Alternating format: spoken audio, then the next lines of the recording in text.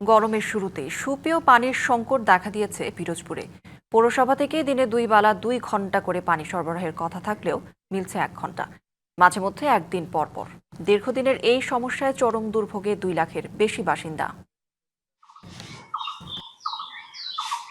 পিরোজপুর পৌরসভার ঝাটকাঠির বাসিন্দা দিলারা বেগম দীর্ঘক্ষণ অপেক্ষায় সুপেয় পানি সংগ্রহের জন্য। তবে পৌর কর্তৃপক্ষ সময় মতো পানি না দেয়ায় ফিরে যাচ্ছেন খালি কলস নিয়েই।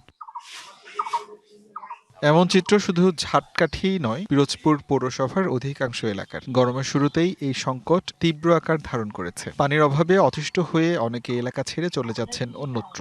আমরা রেগুলার বিল দিচ্ছি, কিন্তু পানি পাচ্ছি না। পানির অভাবে আমাদের নানান রকমের রোগ ব্যাধি সৃষ্টি হয়েছে। আমরা আর্থিকভাবেও সমস্যায় পড়তেছি। দেখা যায় আমাদের যে বাসা বাড়ির যে ভাড়াটিয়াগুলো, তারা পানির অভাবে আমাদের বাসা ছেড়ে চলে যাইতেছে। সুপেয় পানির জন্য 1983 সালে পানি শোধনাগার চালু করে জনস্বাস্থ্য বিভাগ।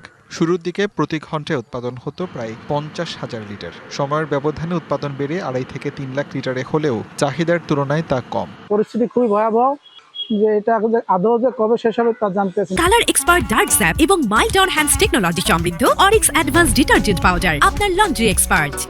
আমরা লোক দিয়ে জল আনাচ্ছি, বিল আমরা মাসে দিয়ে দিচ্ছি, কিন্তু আমাদের জলের কোনো সুরাহা হচ্ছে না। পৌর কর্তৃপক্ষ বলছে, নদী ও ওয়াটার ট্রিটমেন্ট প্ল্যান্টের পুকুর শুকিয়ে যাওয়ায় সমস্যা প্রকট হয়েছে। কারণ আমরা নদী থেকে পানি কালেকশন করি, বলেশ্বর নদীতে পানি পাওয়া যায় না, ভরাট হয়ে গেছে, এবং আমাদের একটা পুকুর আছে সেটাও মোটামুটি সিলটেশন করে ভরাট হয়ে যায়। ফ্রান্স সরকার সহায়তায় একটা প্রজেক্ট আসছে, ওটা ডিসেম্বর নাগাদ চালু হবে। ওখানে তারা পচা নদী থেকে পানি কালেকশন করে ট্রিটমেন্ট করে পৌরসভা এরিয়া সরবরাহ করবে।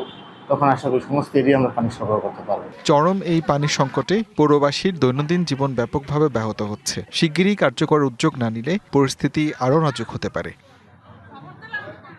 DVC news desk.